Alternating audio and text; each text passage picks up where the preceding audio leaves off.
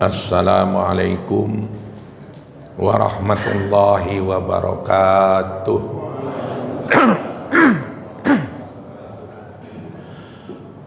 Bismillahirrahmanirrahim.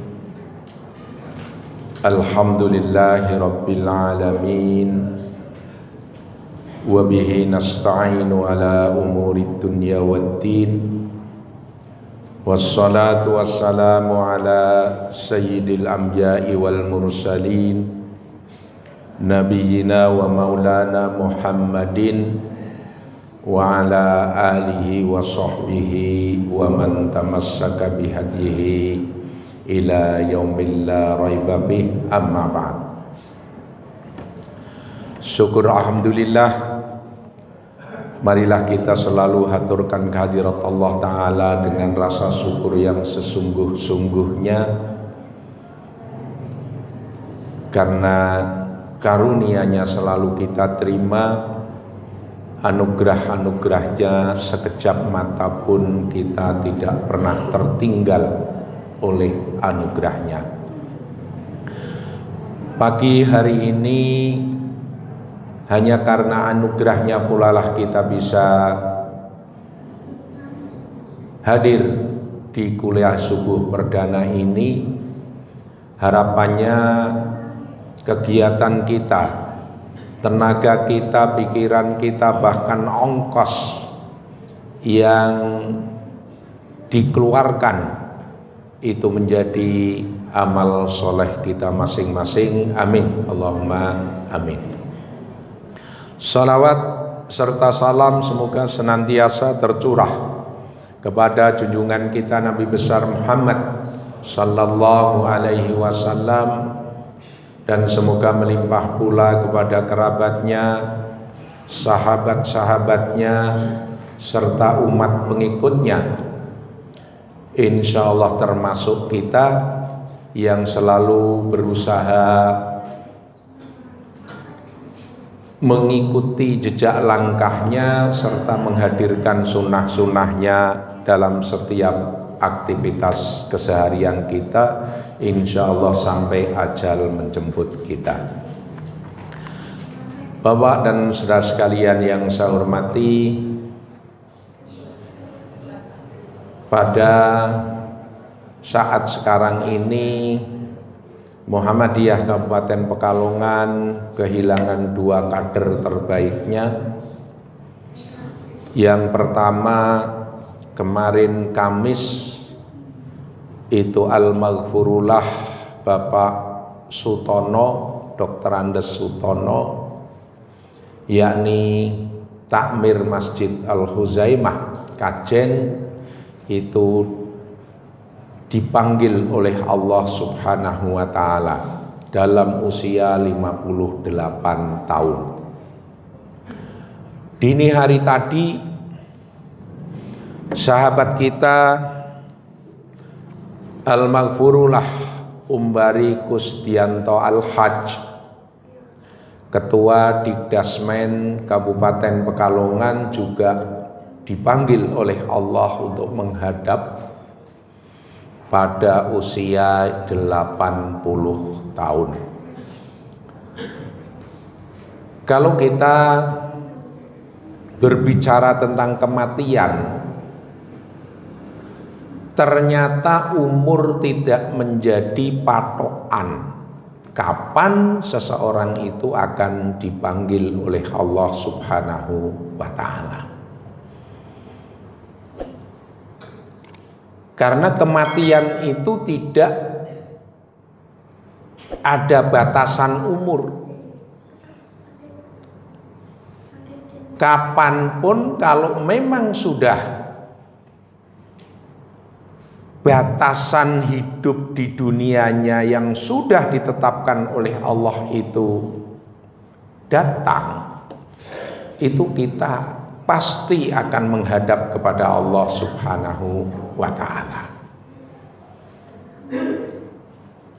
Umur 80, umur 58, bahkan ada yang belum mengenyam dunia ini, masih di rahim ibunya, itu meninggal dunia juga tidak sedikit. Oleh karenanya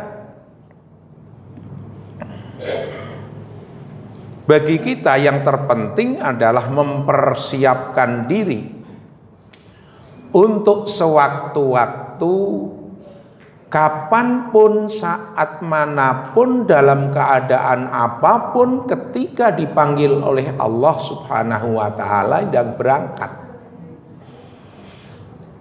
Ora ono kabar baik itu dari para nabi terdahulu maupun pengikut Muhammad, ketika ajal datang kok bisa semoyo engko dhisik Pak nyauri utang, utawa engko dhisik Pak utang, karena nek utang nang BTM kok kowe mati terus ora nyaur, nah dianggap sah. Ini tidak ada.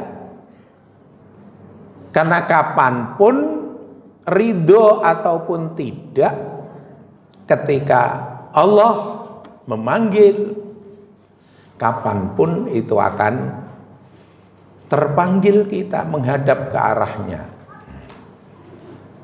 Berbeda dengan makhluk lain, ayam pamane. Umumnya rata-rata ayam itu kalau sing lehoren, ayam ras itu paling umur 35 hari, sing Jawa ya 3 bulan,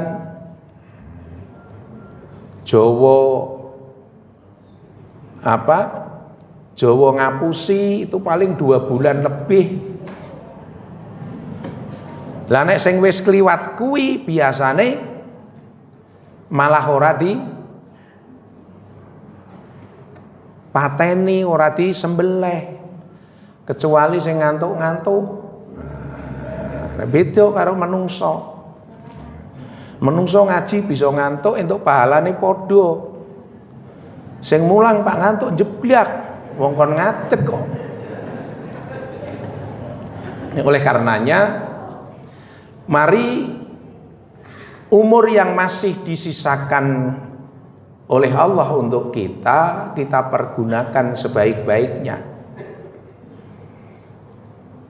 Karena kita tidak tahu saat sekarang ini kondisi timbangan amal dan dosa kuwi andhep endi, semuanya kita tidak tahu.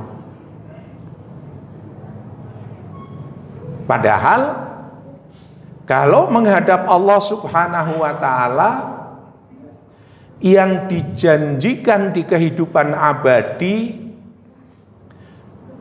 bisa hidup dengan menyenangkan adalah minimal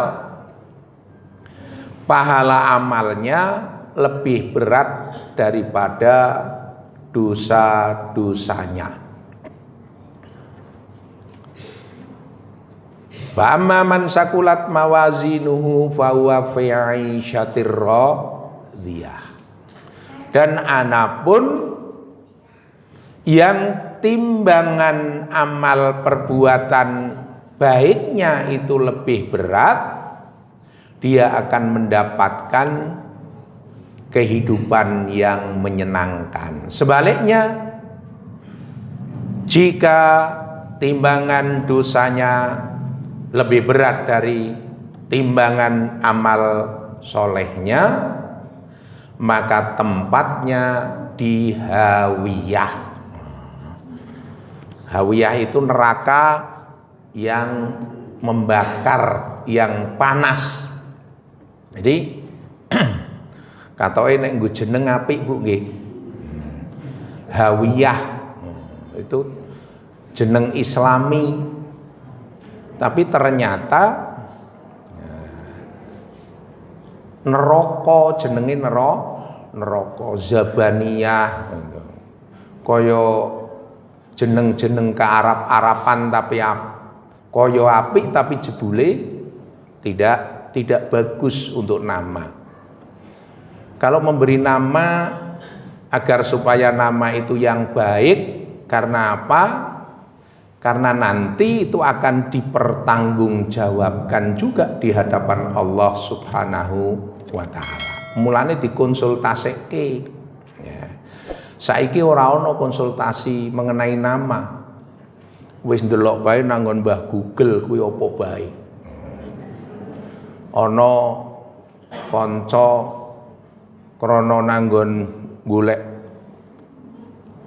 ning Google disambung-sambung. Jenenge napa? Kiron tapioka. Kiron tapioka kuwi maknane tapaule kuwi kerupuk. Ya, tapioka nggo gawe jeneng. Bapak dan saudara sekalian yang saya hormati, karena pertama ini saya ingin menyampaikan terhadap prinsip dasar agama yang nanti juga yang menjadi menginspirasi dari Ramadan ini. Ada biasanya nek ceramah Ramadan iku urung apa-apa cah cilik-cilik kuwi wis nebak dhisik. Ya ayyuhalladzina amanu kutiba alaikumusyamu kama kutiba alal ladzina min qablikum la'allakum tattaqun. Gene sik Pak munggah mimbar cah cilik SD urung tamat kuwi wis langsung ki ustate mesti maca ayat ini. Mulane aku macane alat ayat liya. Mek aja ditebak karo cah SD. Prinsip dasar agama itu apa sih? Ini yang membedakan Muhammadiyah dengan Islam Nusantara dan Muhammadiyah dengan Salafi. Dengan Salafi kita memang berhimpitan di dalam masalah akidah hampir sama. Tetapi dalam pengamalan beragama kita banyak perbedaannya. Ini maka jangan terjebak. Dengan Inus kita akidahnya agak berbeda, tetapi dalam pemahaman muamalahnya itu hampir sama. Sehingga Muhammadiyah di dalam dua kutub pemahaman keagamaan itu berada di tengah-tengah antara Salafi dan Islam Nusantara. Tapi yang namanya di tengah itu biasa oleh Inus kita dianggap Wahabi, oleh Salafi kita dianggap tidak murni karena kita berada di tengah-tengah. Sebagaimana wasit yang adil itu ora ono kok. Ono pertandingan sepak bola dua-duanya itu menyatakan sebagai wasit yang adil, enggak. Karena dia berada di tengah-tengah. Kalau yang menang menyatakan wasitnya adil, beres. Tapi sing kalah dirampok oleh wasit. Ini karena apa? Karena berada di tengah-tengah. Posisi di tengah itu memang punya resiko seperti itu. Maka prinsip-prinsip agama di Muhammadiyah yang pertama adalah pengesaan Allah Ta'ala. Itu tanpa reserve. Ora kena ora. Dalam segala hal. Ora ming hanya keyakinan di dalam hati, tetapi di dalam praktek kehidupannya juga harus pengesaan kepada Allah. Karena mengesahkan Allah itu menjadi tugas pertama yang utama dari para rasul, dari sejak Nuh alaihissalam sampai Muhammad sallallahu alaihi wasallam. Walaqad uhiya ilaika wa ilan ladina min qablika la in asyrakta la yahbatanna amaluka wa la takunanna minal khasirin. sungguh telah diwahyukan kepada engkau Muhammad dan kepada para nabi sebelum engkau, seandainya engkau syirik berbuat menyekutukan Allah, sungguh akan hapus pahala amalmu dan kamu sekali-kali akan menjadi orang yang merugi. Ini bahayanya syirik begitu. Bahayanya syirik, pahala amal yang sudah tersimpan di sisi Allah itu akan terhapus semuanya. Ora ming sithik tapi semuanya. Ini penghabaran Quran. Maka Muhammadiyah begitu baper kalau berhubungan dengan masalah akidah syirik ini.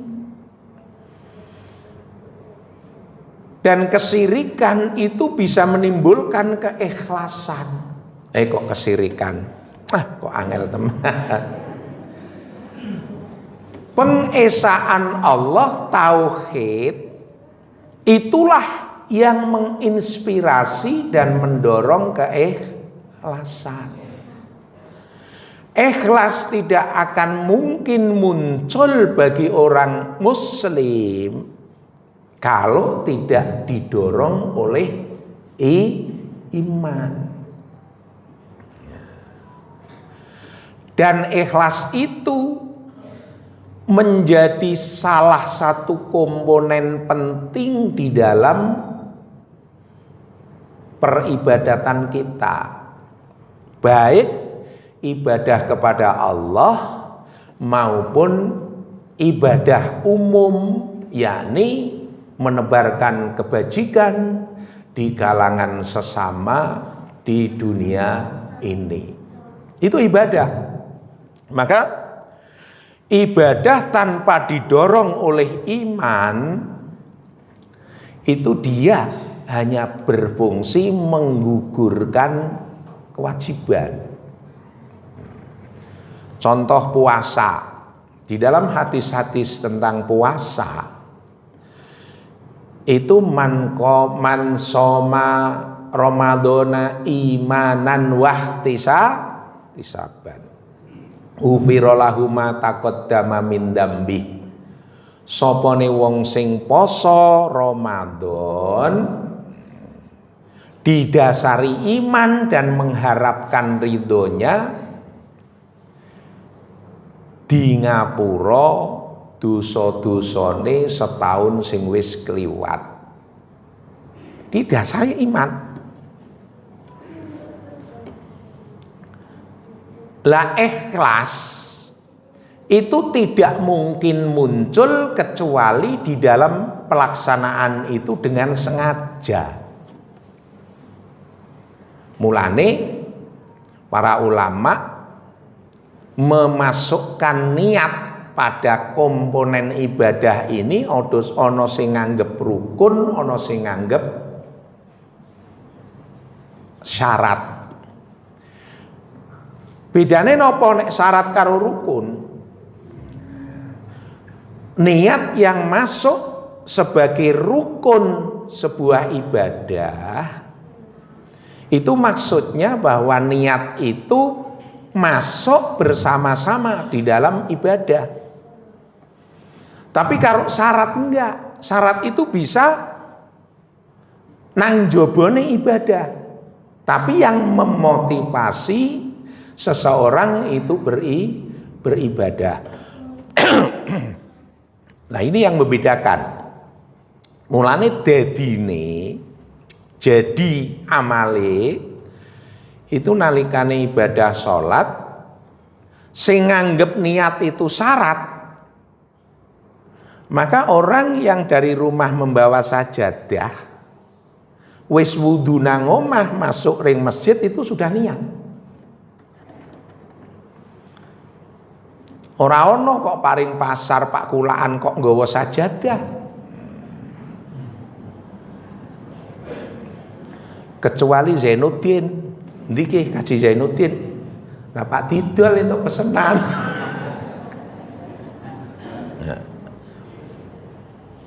Berbeda kalau rukun. Kalau rukun itu masuk di dalam niat ibadah. Karena apa? Karena dianggap bahwa niat yang rukun itu qasdul qalbi muqtarinan bil fi'li, yakni kesengajaan hati melakukan ibadah muqtarinan, berhimpitan bersamaan dengan perbuatan. Umpamanya orang sholat itu nalikane usolli fardhol duhri arba'a rakaatin lillahi ta'ala Allah. Nah ini kudu bareng.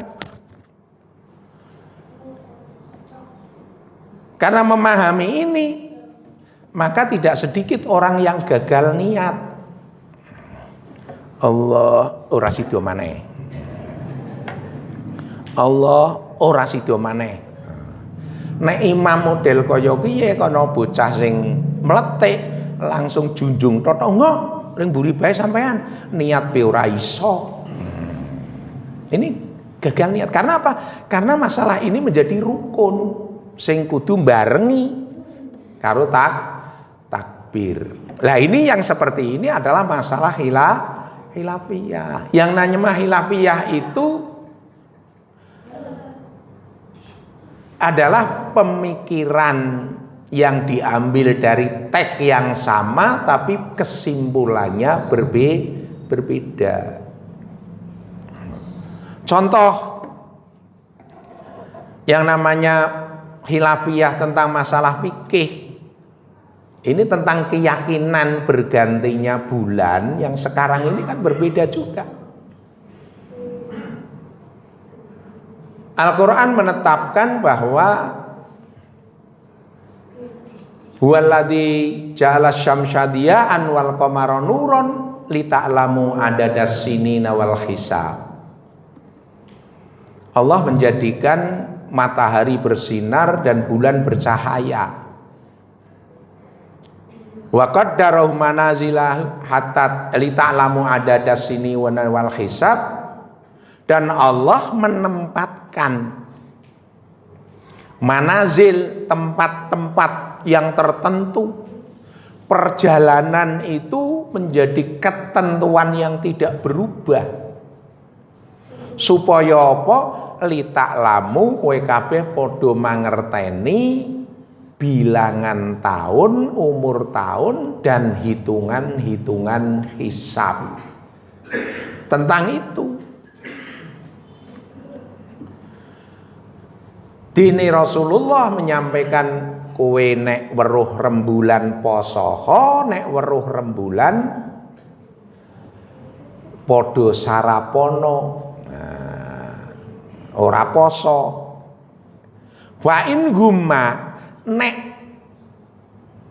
tertutup kowe kok ragu-ragu ora weruh ing hilal, fa'akmilu di satu tempat, fa'akmilu maka sempurnakan ibadah, sempurnakan bulan Sa'ban menjadi 30 hari.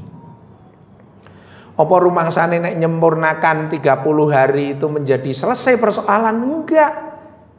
Karena bulan Sa'ban awalnya juga bisa berbeda. Maka 30 hari yang menetapkan bulan Sa'ban itu Senin, atau bulan Sa'ban itu awalnya adalah Ahad, maka 30 hari bulan Sa'ban bisa berbeda. Iki do paham apa ora ngantak mantuk totok kowe? Tiwas trocos ora ana sing paham. Tapi power yang penting wis ngomong. Jadi ini persoalan. Maka ilmunya Al-Quran jangan ditentang. Kalau berbeda itu boleh, tapi jangan menentang. Sekarang yang namanya hisab itu semua umat Islam itu menggunakan itu. Ono pengumuman nggo bengi salat gerhana. Itu di Muhammadiyah dan yang lainnya itu wis diumumke. Ora ono sing aran salat gerhana kok terus ngilang-ilang dhisik. Baru terus diadani as-sholatul jami'ah. Enggak. Itu wis dihitung. Dan itu bisa dihitung 100 tahun ataupun 1 abad besok itu sudah bisa dihitung sekarang.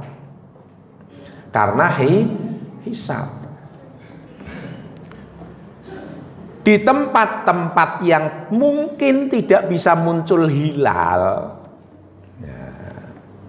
ya di daerah utara mendekati kutub, itu sulit untuk menerapkan puasa karena tidak melihat bulan sama sekali. Kalau begitu tidak ada kewajiban puasa. Karena kewajiban puasa itu melekat untuk setiap orang yang beriman. Maka dimanapun dia berada, dia harus tetap puasa. Lah bagaimana caranya? Lah nek nganggo hisab itu bisa. Tapi kalau menganggo ru'yat di tempat-tempat yang seperti itu tidak mungkin bisa dilaksanakan. Ini contoh masalah hilafiyah. Nah, perbedaan blengkere pengabdian kepada Allah itu bisa berbeda. Yang tidak boleh beda adalah pengesaan Allah. Dalam bahasa verbalnya lillahi ta'ala. Tapi anehnya ini, kalau yang namanya ikhlas niku biasanya ora diomongke. Dalam kehidupan sehari-hari. Alhamdulillah kowe jare warisane didolimi yo. Kudune entuke separo, kowe jare entuke seprapat. Iya, tapi aku ikhlas kok. Kowe nek diomongke aku ikhlas, itu biasanya orang ikhlas. Itu yang terjadi. Tapi mbuh nek nanggone ibadah, mudah-mudahan ya semuanya ikhlas karena Allah Ta'ala. Jadi prinsip pertama tauhid. Ketika seseorang nyunatke pun itu harus prinsip tauhid itu menjadi pengesaan Allah.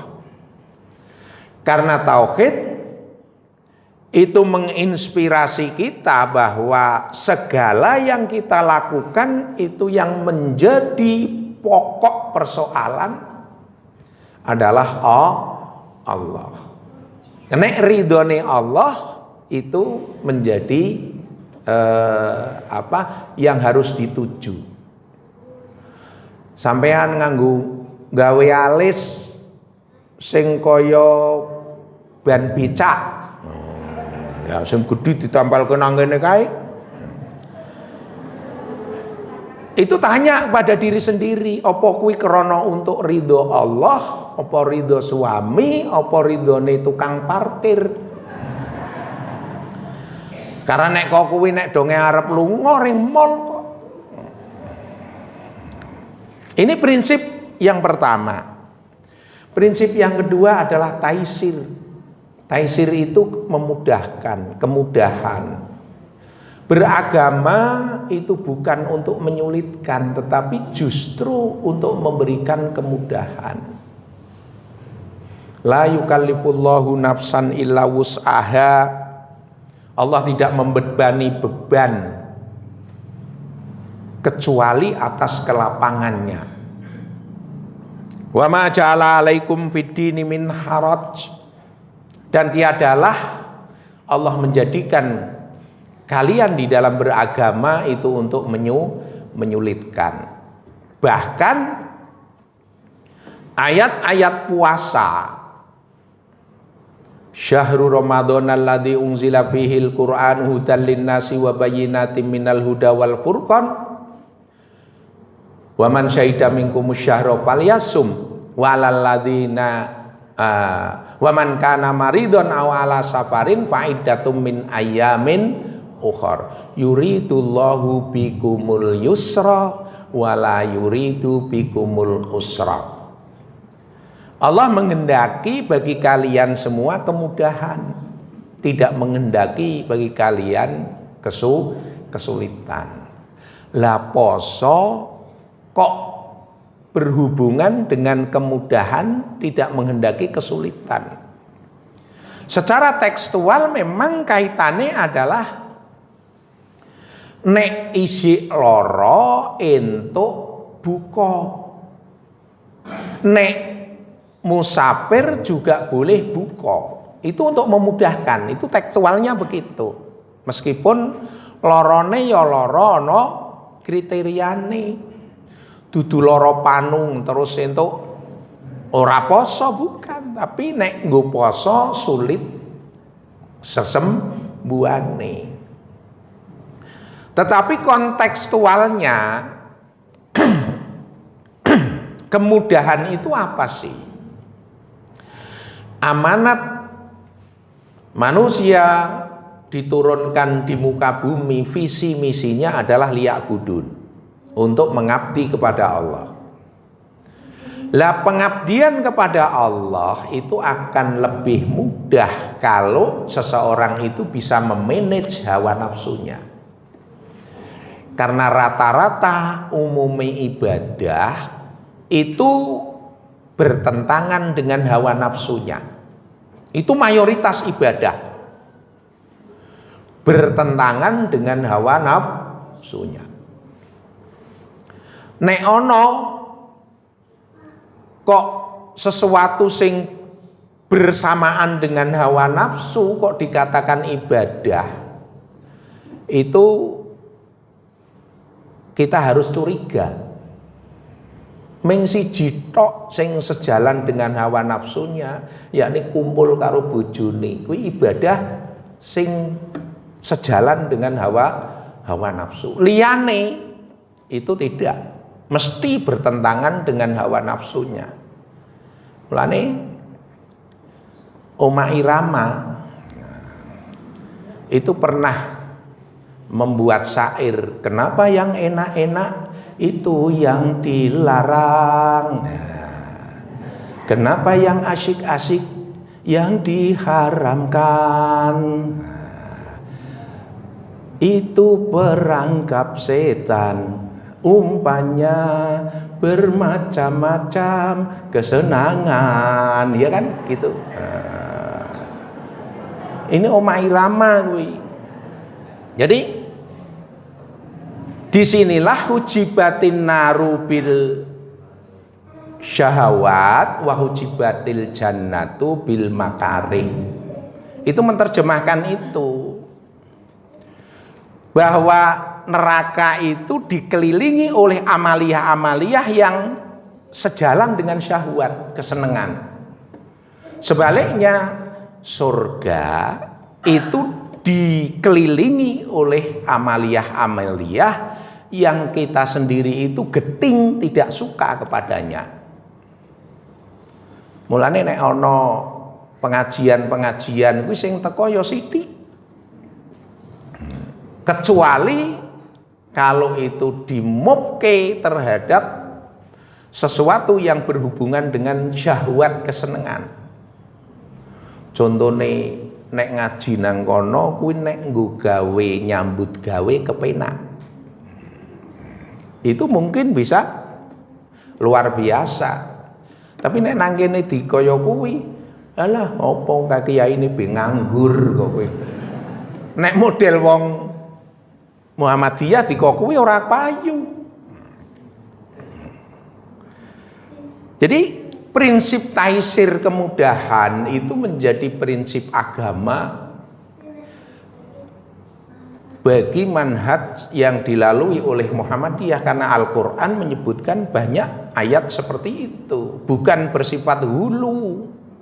Hulu itu berlebih-lebihan, melebihkan sesuatu yang seharusnya. Yang ketiga adalah prinsipnya keseimbangan. Keseimbangan dunia akhirat, keseimbangan untuk spiritual, jasmani, rohani itu harus seimbang. Ora kena kok berlebih-lebihan di dalam beragama itu tidak boleh. Sebagaimana kaum Yahudi dan Nasrani terhadap rohbaniyah, yakni orang-orang yang jungkung terhadap agamanya kemudian meninggalkan sampai-sampai tidak mau beristri, itu tidak boleh. Di Muhammadiyah itu harus seimbang. Karena riwayat-riwayat yang lain menyebutkan bahwa seseorang ketika mendengar cerita tentang bagaimana ibadah Nabi, dia merasa kecil, merasa tidak berarti, lalu dia berazam, nek kok kuwi aku pak salat bengi terus menerus, sing liyane aku pak poso terus menerus.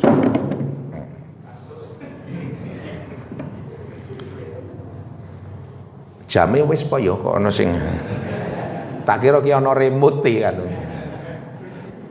Sing liyane aku ora pak mbojo. Nah, Rasulullah mendengar itu, antumul ladzina qultum kadza wa kadza.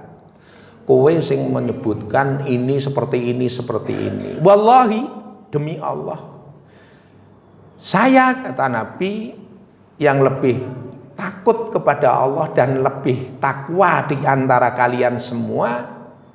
Saya kadang sholat juga tidur, puasa juga tidak puasa, bahkan saya juga beristri.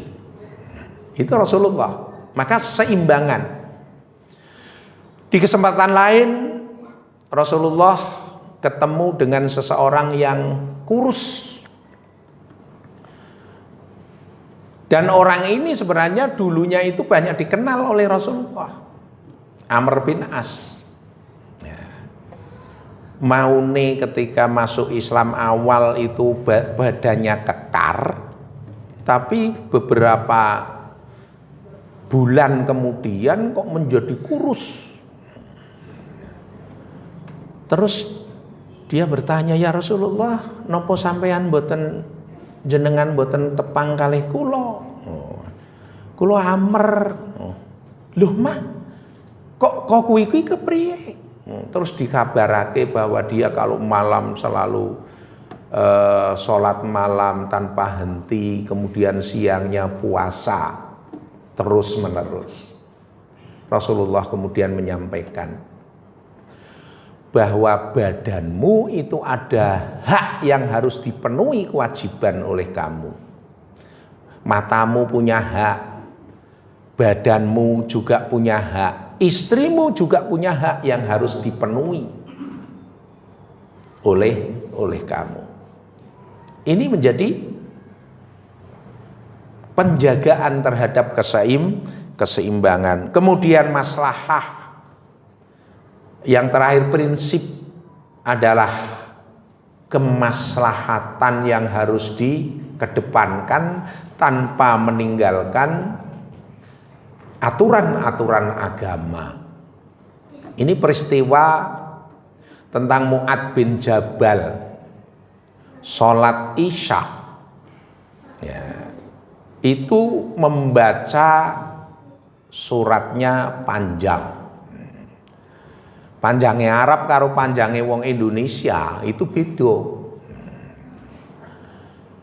Lah ini karena bacanya terlalu panjang, ada seorang sahabat itu akhirnya urung rukuk, imame urung rukuk, kuwi wis dikiin dhisik rukuk terus menyelesaikan salate rampung 4 rakaat, imam itu sik sak rakaat bi urung rampung.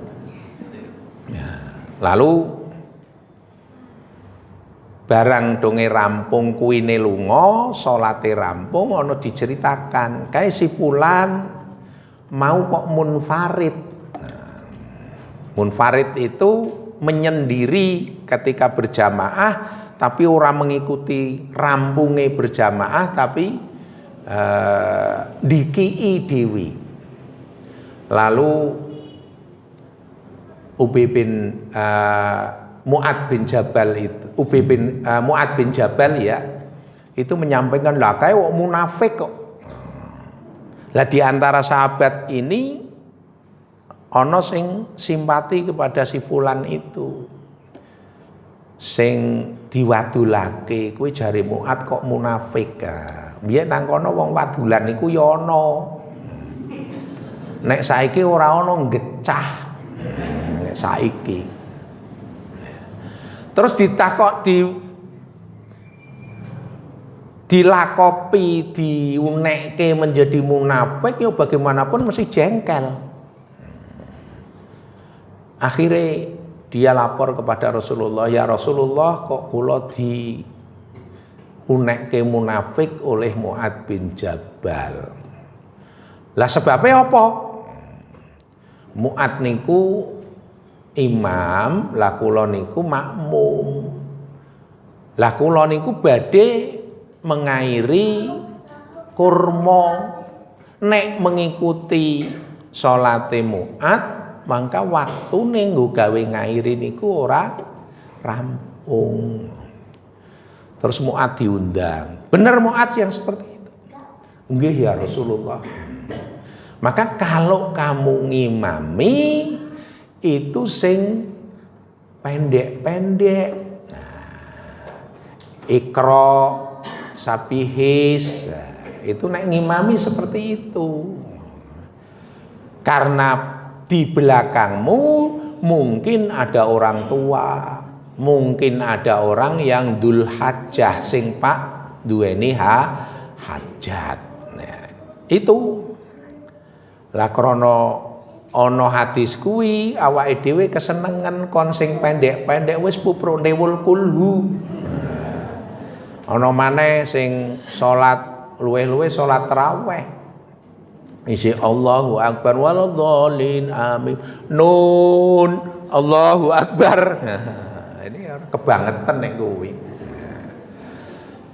Ini prinsip maslahah. Maslahah, yakni kemaslahatan itu yang menjadi tujuan utama di dalam masalah ibadah. Termasuk di dalamnya, mohon maaf, ini perbedaan pandangan tentang masalah niqab cadar. Ya. Cadar di kalangan salafi menjadi wajib bagi wanita, seperti yang dikemukakan bin Bas, Saleh Utsaimin, bahkan yang di Indonesia ini adalah Piranda Dirja, itu juga menyatakan bahwa bagi wanita itu wajib memakai cadar. Bagi Muhammadiyah ini cadar itu mubah, boleh pakai, boleh tidak. Karena apa? Karena tidak ada yang mewajibkan itu menjadi cadar. Dianggap sunnah itu bukan sunnahnya memakai cadarnya, bukan, tetapi menghindari fitnah itulah yang sunnah. Lah nek nang Arab kono itu bisa sunnah, tapi kalau di sini itu mubah, karena tidak ada. Adanya adalah untuk menjulurkan baju. Nah, 4 imam semuanya menganggap bahwa yang namanya wajah dan kedua tangan itu bukan aurat. Itu 4 imam semuanya. Tapi menganggap sunnah memakai sadar karena berada di sana. Ini yang membedakan. Maka boleh. Lah masalahnya bagaimana? Apakah memakai cadar itu menjadi kemaslahatan? Kalau di sana itu maslahah. Kenapa? Di Arab itu dunia perempuan dan dunia laki-laki dipisah. Seorang perempuan itu tidak boleh kok keluyuran dewe-dewe. Tidak boleh di Arab. Karena apa? Karena di sana memang tradisinya seperti itu. Rumah itu tertutup. Dan satu rumah dengan rumah yang lain itu jauh. Maka kalau ada perempuan kok dewe aneh kata-kata ki perempuan ucul di endi ki kuwi nek nang kono. Nek di sini enggak. Neng pasar semuanya perempuan. Kalau di sana enggak ada, semuanya laki-laki. Enggak ada orang jualan kok terus yang jual itu perempuan, itu enggak ada kalau di Arab sana. Maka disitulah yang namanya berpakaian itu 3 unsur yang disebut di dalam Al-Quran. Siji untuk melindungi, salah satunya melindungi fitnah tadi. Yang satu menutup aurat, itu yang asasi itu. Yang ketiga adalah zinah. Zinah itu apa? Perhiasan. Perhiasan itu di mana dianggap oleh masyarakat yang baik, tapi tidak melanggar aturan itu. Maka kalau orang eksklusivitas pingin dikenal seperti ini, kemudian masyarakatnya itu belum bisa menerima, maka dia akan sulit untuk berkembang di dalam kehidupannya. Wong orang itu mesti berkelompok karo koncone dhewe, burung ngemprit yo bareng karo burung ngemprit, trocop yo karo trocop. Manusia juga begitu.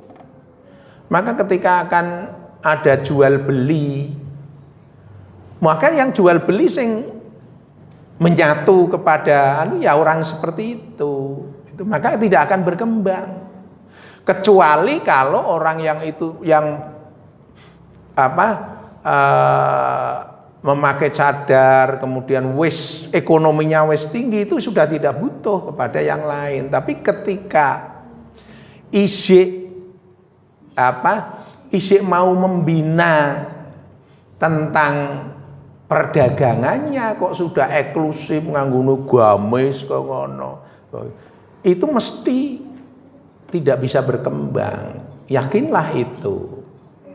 Tapi Muhammadiyah boleh membolehkan orang memakai cadar. Justru malah tidak boleh kalau ada orang dewasa kok nganggo kaos sing kelas 3 SD.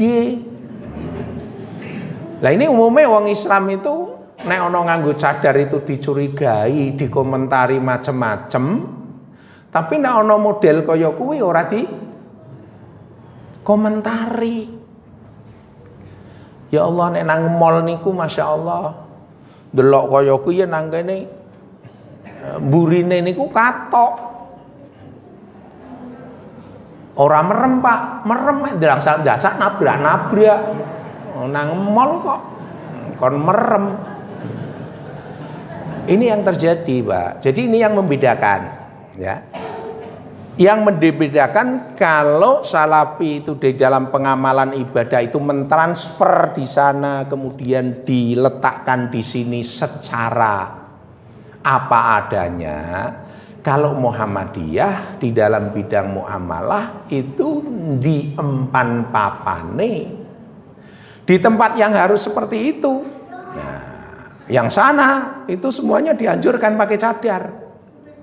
Nah, itu akan lebih baik.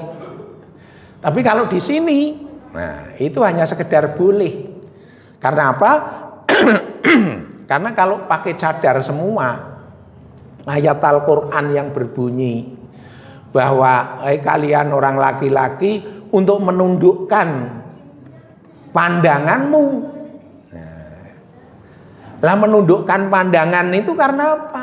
Nek kata mripat toto kuwi Mbak. Apa sing Pak ditundukke? Seorang ketika beraktivitas ngajar anak-anak. Ya, ngajar anak-anak. Di sini ngajar pengajar itu wakai kan wedok. Maka ketika berinteraksi kepada anak kok wajah tidak kelihatan, itu senyum itu tidak terlihat. Dan sedekah senyum itu sulit untuk dilakukan. Ini boleh memakai cadar silahkan, tapi dengan catatan tadi ya, itu hanya sekedar boleh. Di sini itu insya Allah bukan merupakan bagian dari kesunahan. Karena Rasulullah itu menyampaikan ketika Asma datang ke kakaknya yang namanya Aisyah, Rasulullah berada di situ. Ya Asma, wahai Asma, idza balagal mar'atal hinsa, apabila datang sudah haid seorang wanita, itu layam bagi ora buntu terlihat badannya kecuali hada wa hada. Rasulullah menyampaikan hada wa hada itu ini, wajah dan kedua telapak tangan. Itu menjadi pokok yang supaya di Indonesia ini, karena sudah biasa bahwa ini wajah dan tangan tidak tertutup, maka monggo yang memakai cadar itu untuk supaya bisa berinteraksi dengan baik. Saya sendiri dengan ponaan yang pakai cadar kuwi nek nang dalan ora nite. Yakin ora nite. Lah padahal orang-orang terdahulu antara Bilal dengan Aisyah itu nite. Dengan Sofiyah juga tahu nite. Koyone nek nganggo cadar cok ora nite. Wong nite kok mripat totok. Nah, kuwi nek Pak nggo gawe paspor itu nggo gawe nite terhadap mata. Yang terpenting bagi kita bahwa segala amaliyah kita, apakah itu ibadah langsung kepada Allah melalui ritual-ritual yang ketentuannya sudah khusus dari sana seperti sholat, zakat, puasa, itu dorongan iman pengesaan Allah itu agar supaya menyertai. Juga ibadah-ibadah yang sifatnya sosial, dorongan iman, keyakinan pengesaan Allah, sehingga dalam aktivitasnya tidak melanggar aturan agama. Contoh kebohongan itu mewarnai aktivitas kita. Lebar dek kene, ring pasar, ngenyang, tomat kok sekilo kok 8.000, wong tomat sak upil-upil kok iki. Ini insya Allah nek didahului, didorong oleh motivasi pengesaan Allah, itu hindari terhadap hal-hal yang model itu. Di samping itu bisa menyebabkan sing dodol niku setengah jengkel. Nek jengkelan sing dodol juga akan gawe awake dhewe jengkel. Wek sampean gombrene 2 ton tak tuku. Nah, ora jengkel sampean. Aku mrene Pak tuku kok. Ora sida blonjo dadi gelut. Oleh karenanya mari kita semua membalut aktivitas kita, baik beribadah, bermuamalah maupun cara kita berpakaian, kita didorong oleh keyakinan iman kita masing-masing, sehingga ketika perbedaan-perbedaan itu tidak menjadikan satu sama lain saling dipertentangkan dan dipermusuhan. Maka akhirnya mari kita mohon kepada Allah Subhanahu wa taala. A'udzubillahi minasyaitonirrajim. Bismillahirrahmanirrahim. Alhamdulillahi rabbil alamin. Hamdan yuwafi ni'amahu wa yukafi'u mazidah. Ya Rabbana lakal hamdu kama yanbaghi li jalali wajhikal karim wa 'azimi sultanik. Allahumma salli ala Sayyidina Muhammadin Sayyidil awalin wal akhirin wa radiyallahu an kulli sahabatihi wa azwajihi wa dhurriyyatihi wa alaina ajma'in. Allahumma ya Allah qanni'na bima a'taitana wa barik lana fima razaqtana wahluf alaina an kulli ghaibatin minka bi khair ya arhamar rahimin.